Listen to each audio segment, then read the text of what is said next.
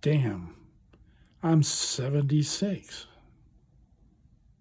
Is that old? What is old anyway?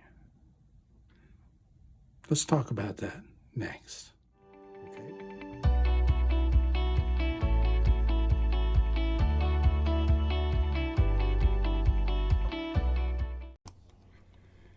Damn, I turned 76 last month. Wait a minute. How should you feel at 76? Should I be sitting on the porch reading a book, listening to music, and watching everyone walk by who's exercising and wave at me? Why am I not there walking and waving at those people on the porch who think they're old? How old is old anyway? It's been in vogue over the last 20 years to deny being old. Still, I have noticed some things that make me question whether I'm getting old. I think I like saying I'm getting older, not that I'm old. Of course, now and then my granddaughters tell me, Granddaddy, you're old.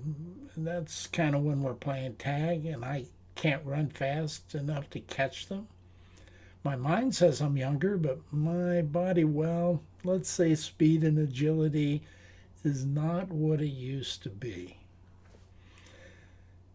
So that got me thinking about the balance between living an active life and being sensible and safe about your activities. And I'm a reasonably healthy and active person for my age. Oh, 76. I noticed less balance and some strength loss, if I'm really honest with you. Of course, the pandemic took its toll on my body and mind over the last 2.5 years.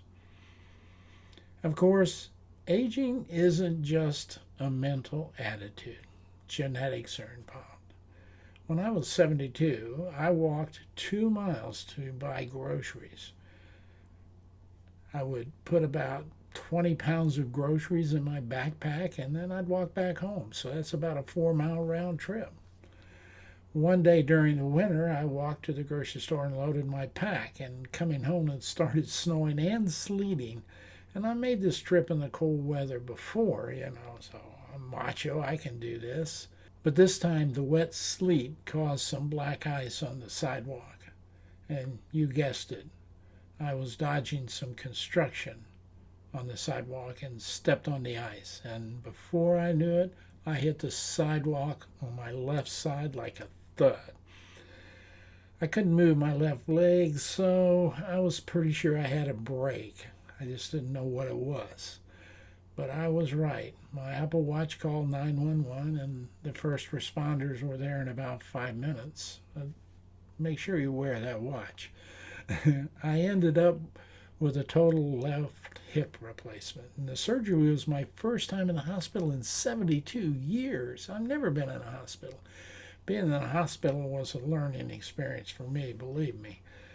I climbed telephone poles for a few years of my life and strung cable and wire, and I was in the Army Special Forces for 7 years, and I jumped out of airplanes, and I endured some rather dangerous and exciting places, climbed mountains, and even raced dirt bikes for a summer.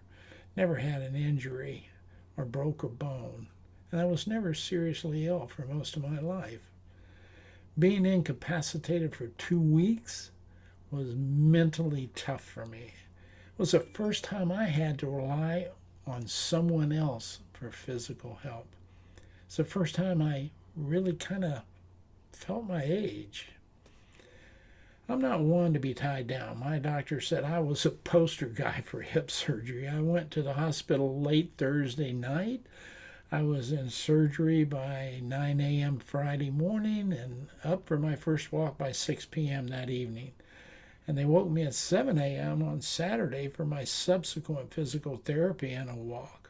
And I was discharged to go home at 3 p.m. on Saturday. I recovered at home quickly, and within 2 weeks I was walking without a cane and climbing a flight of stairs to my bedroom. I felt blessed with my recovery. Mentally, I was really pushing myself, but since then I've become more aware of the need to balance my desire to be physically strong with being safe and understanding my realistic limits. I began looking for what I needed to know to grow older, yet be physically independent. That's important to us. It has worked well over the last 6 years for me. I will share some of those tips for anyone struggling with growing older. I had to struggle with two issues simultaneously: my physical limitations and my mental state. Doctors have a way of establishing reality when something serious happens. Things like your bone density levels are lower than they should be. It comes with aging. I had no idea. I had healed and was getting back into an exercise routine when the pandemic hit.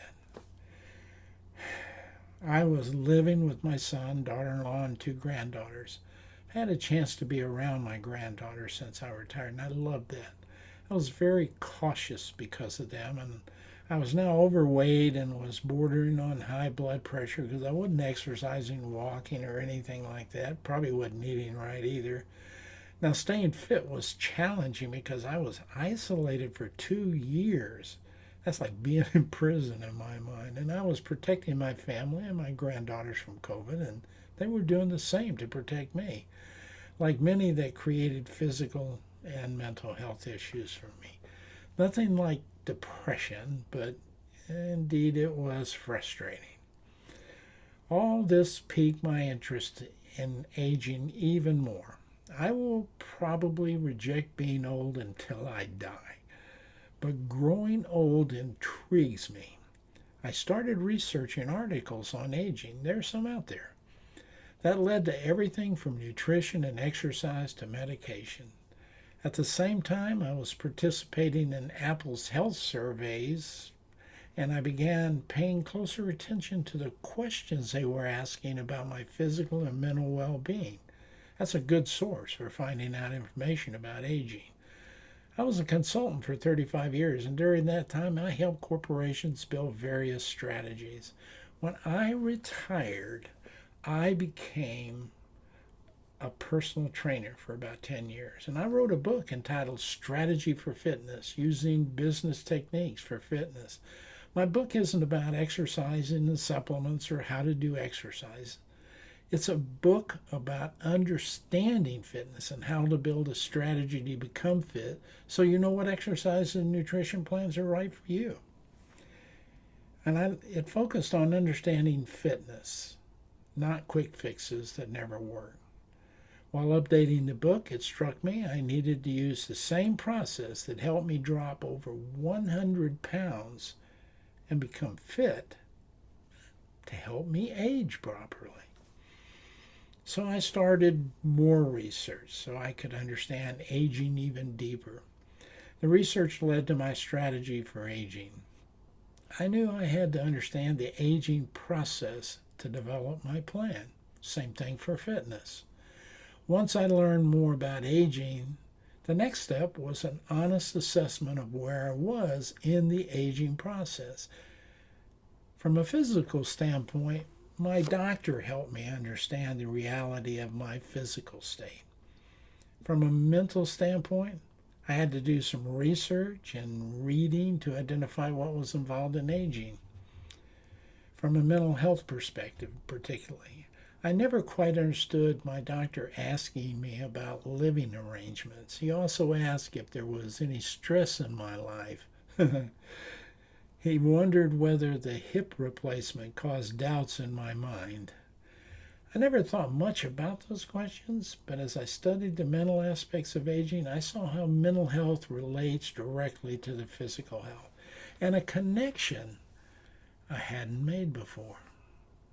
Of course, from my doctor, I continually got the same advice: cut back on sugar and salt and get out and walk. Yeah, right. Just try that in America.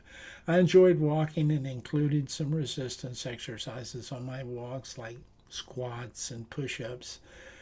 My strategy interconnected three basic areas: fitness, nutrition, and mental health.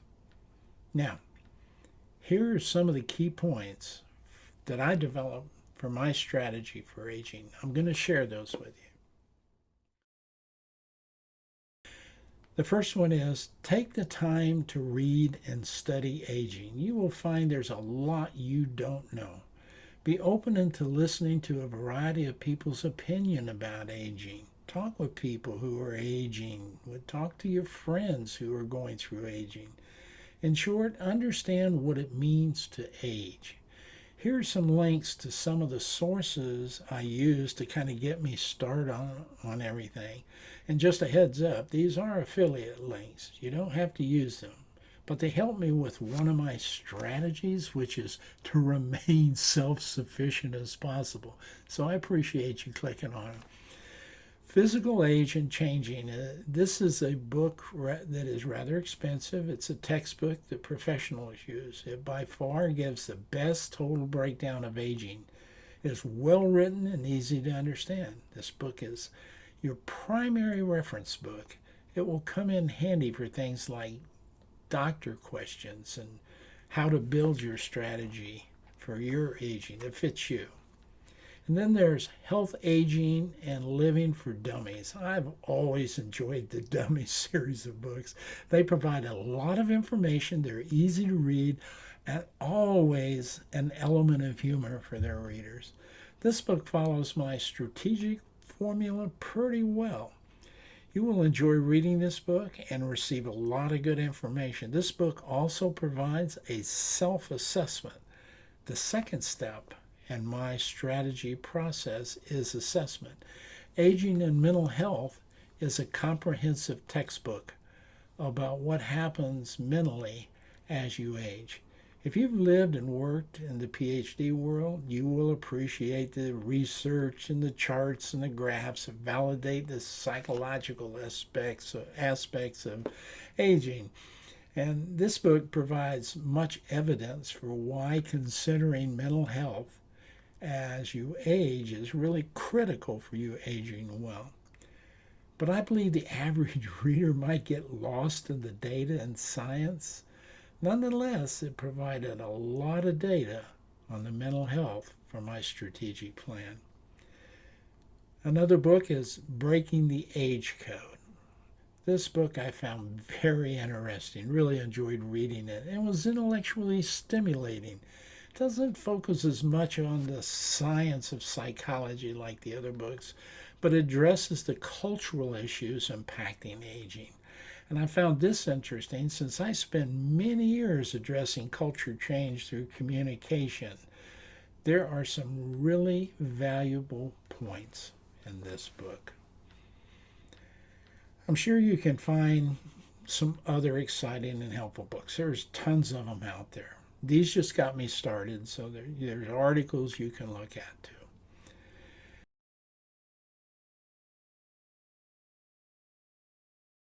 The next step in my strategy was to gain an honest and accurate assessment of what I discovered in step one. That step one kind of gave me the big picture. I needed a proper evaluation of my physical health, and I needed a review of my fitness level. And lastly, I needed an assessment of my mental health at some point in time, just to give me a baseline. Once I had a current evaluation of all three of these areas, I could compare my current status against that ideal aging level that I found in all of that research I did. For example, I knew I was overweight for my height and age, and consequently, I knew that was affecting my blood pressure, which was higher than it should be, and also my cholesterol numbers were a little out of whack. Not serious, but a little out of whack. I hadn't exercised as much as I should have during the pandemic, and I lost some muscle tone and strength, which also affected my balance and endurance. And then you start wondering if you depend on things to stand up, for example. You get the idea. You can create an Excel sheet chart and this stuff in columns across the top. You can put current level for this first column. Second column could have an excellent rating, and the third column could have a gap at the top of the column, the gap between the excellent and where you are. And this kind of gives you a clear roadmap.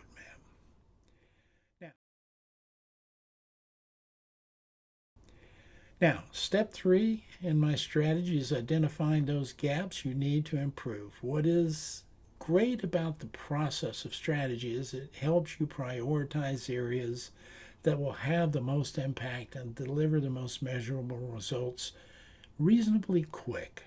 You can live a better quality of life while you're aging. That's the goal, better quality of life. You will be overwhelmed when you finish step 2. Hopefully not, but I find most people feel like it's a little too much to achieve. But step 2 provides you with the gaps, so you can then, in step 3, prioritize those gaps and kind of chunk them and break them down into manageable activities. Strategy keeps you from getting overwhelmed. Step 3, you identify what you need to do, what resources are available for doing them, and there are plenty of them out there, and put some timelines to them. Now, there are those struck with significant diseases. For those people, there is a more challenging road to go. But having a plan is much better than just worrying and accepting atrophy as you age, which is the deterioration of your muscles. Your objective is to maximize the atrophy and improve the quality of your life while aging. Most people with disabilities are suffering from disabilities, not aging. You will find a number of resources to help you physically and mentally.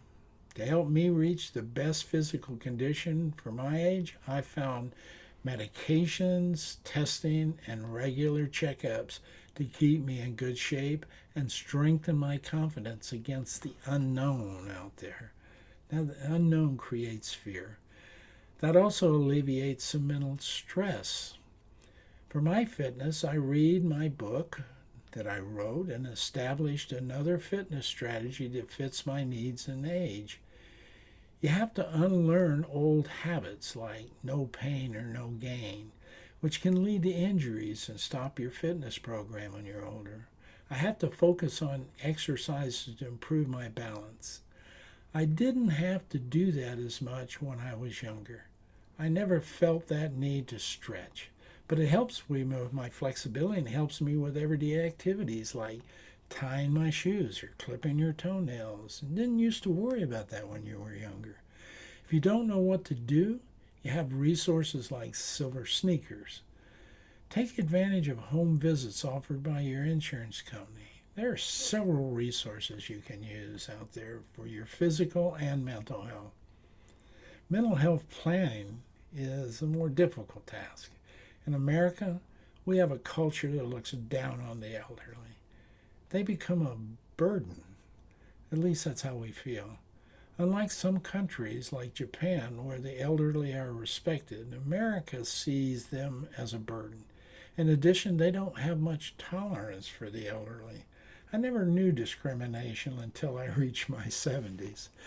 So much of what we expect in America is not tolerant of age afflictions, things like shaking. I have an essential shaking. My hands shake a little bit, and that's hard to eat. And it's hard to fill out forms, and all of that is challenging. When confronting with completing a form and it's obvious I'm struggling, virtually no one asks if they can help. It isn't part of our culture.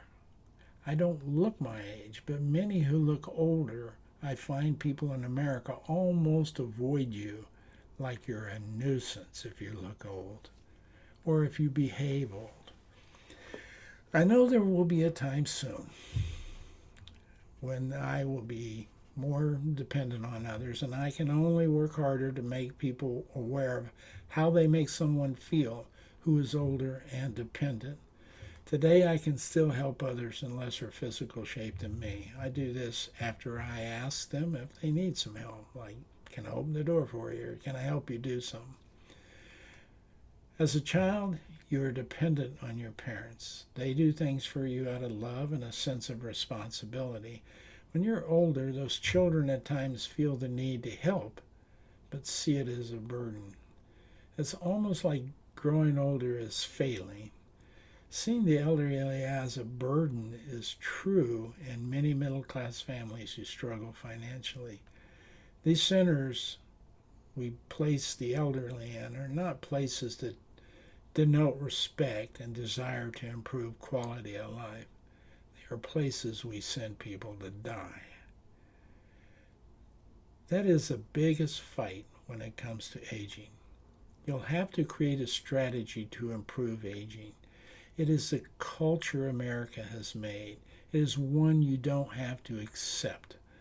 Until you are at the point where you cannot take care of yourself and live a good life, you should pursue everything you can do to improve your physical health and fitness.